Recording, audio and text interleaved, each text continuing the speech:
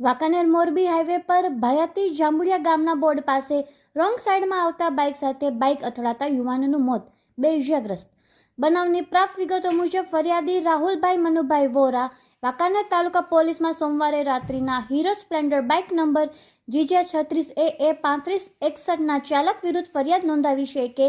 ફરિયાદી બંધુનગર નજીક આવેલા CNG પંપમાં નોકરી કરતા હોય, જેમાં ગત તારીખ 7ની રાત્રે ફરિયાદ સહકર્મચારી કેતન ખીમાભાઈ રાઠોડ તેમનું બાઇક લઈને